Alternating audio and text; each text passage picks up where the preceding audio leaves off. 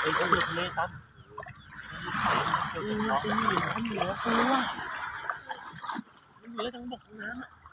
กล้าเดินเองไปไม่กลัวเลยเหรอรอบนี้คือไม่ร้องไห้แล้วเนาะ